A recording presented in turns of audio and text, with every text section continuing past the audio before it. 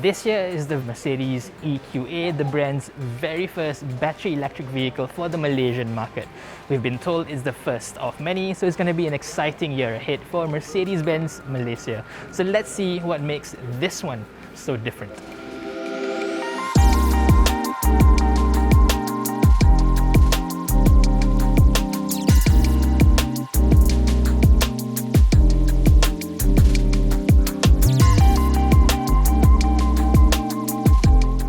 As usual, we will start with pricing, and this goes for 278,000 ringgit.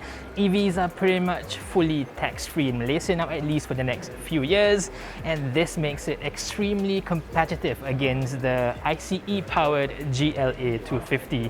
This is only around 7,000, 8,000 ringgit more, despite this being fully imported CBU model compared to the locally assembled CKD GLA250. Now let's talk about the naming convention first. This isn't technically a Mercedes-Benz because it's under the Mercedes EQ sub-brand. But at the same time, we've been told it's not quite the Mercedes EQA because it's just not built that way. So the best way to call this is the EQA by Mercedes EQ. I know, it's a little bit confusing. I'm just gonna call it Mercedes-Benz EQA250 AMG Line. As confusing as that sounds, that's just what it is. Now clearly you can see this is a car that's based on the GLA, but at the same time, this being an EQ, it does have quite a few differences to make it more unique than the standard ICE-powered vehicle. At the front, you'll see a completely unique front end dominated by this fully closed-in front grille. Obviously, an electric vehicle wouldn't need all that much air coming to the front, so it's fully closed in. It's better for aerodynamics as well. This is much sleeker, it cuts through the air much better than a regular GLA. Now the headlights are a little bit different in shape, and you've got a little strip of blue as well. And at the top here is a fine strip of light connecting the two lights. That is the signature of EQA models moving forward. The lower bumper is unique compared to the GLA as well, but I do have to point out one thing that to me is a blemish on the whole look. Down there. What is that? It's like a pimple, and worst thing yet, up close, that is a dummy cam. That's not even a real cam because this car does not have full 360-degree camera here in the Malaysian market. Such a shame. On the positive side, the EQA is equipped with the driving assistance package, which is missing on the GLA CKD models. This comes equipped with Distronic or Adaptive Cruise Control, Active Lane Keeping Assist, as well as Low Speed Traffic Jam Assist. So you get that full-on Level 2 semi-autonomous driving features, which is a good thing. On the side, you'll see that this is exactly the same as the regular GLA. All body panels are identical between this and the petrol-powered version. The EQA only comes with a few differentiators. Down here, the black plate with an EQA logo. And the wheels come standard with aero-efficient wheels. These are the same as the ones fitted on the E300.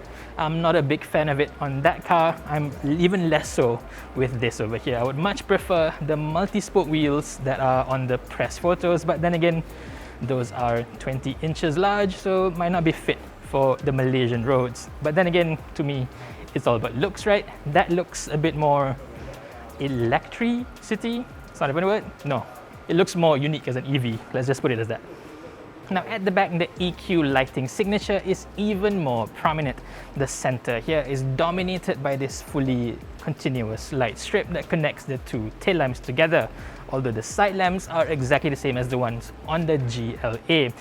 Now compare this to the regular GLA, you'll see a few things have changed as well. The logo is now lower, and this acts as the latch to open the boot, much like in Mercedes Coupe models.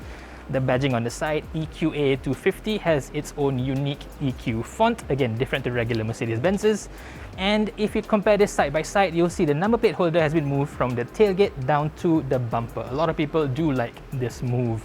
One last thing, this being an EV, of course, there's no exhaust pipes down below, real or fake.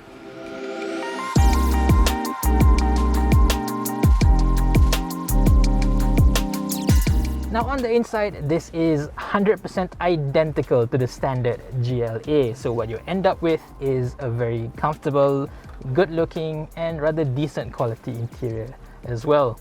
The only unique EQ bits are within the screen over here. Press that and you have quite a lot of options for charging, energy flow and whatnot. But everything else, this is pure GLA.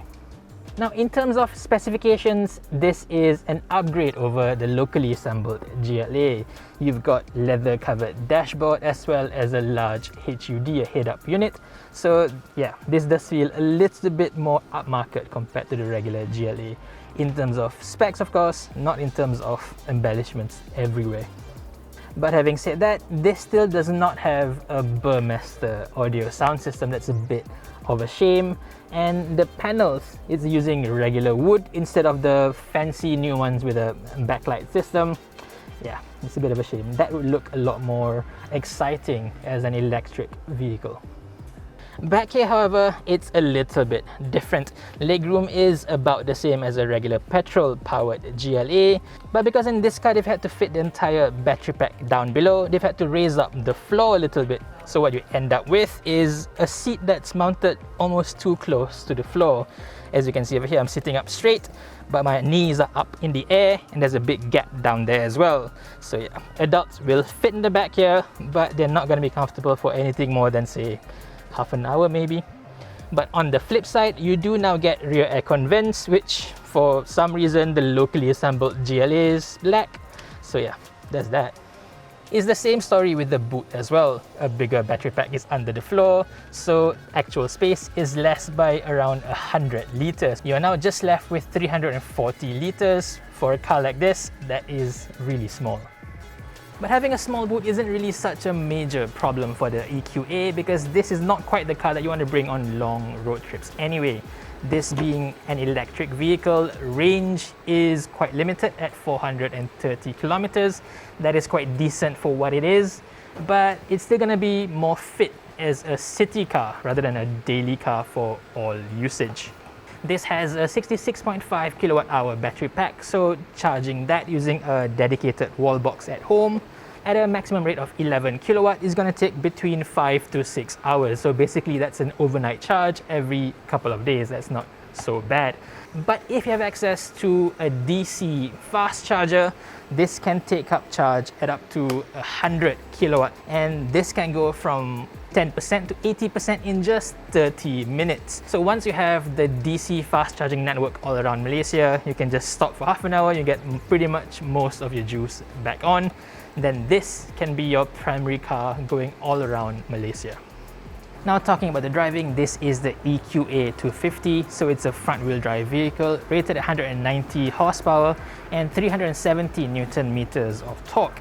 By Mercedes-Benz standards, it's not a particularly fast car. 0 to 100 takes 8.9 seconds and top speed is only 160 kilometers per hour. But like I said at the start, since this is a city car, I think speed is the least of your worries. This should be plenty fast enough. So that's the Mercedes EQA here in Malaysia. Mercedes-Benz Malaysia is extremely confident that it will be the EV leader in the premium segment here in this country, with plenty more models coming in the future. This is just the start. We'll look forward to bigger models, the EQS, the EQE, and perhaps even bigger SUV models in the near future. But for now, what do you think of this as a starter? Do you think it looks good enough? Do you think the pricing is exciting enough?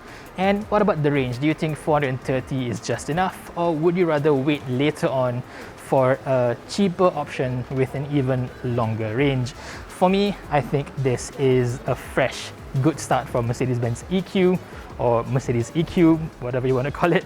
And in any case, it does look very, very good, especially in this rose gold color. For now, thank you for watching and stay safe, everyone.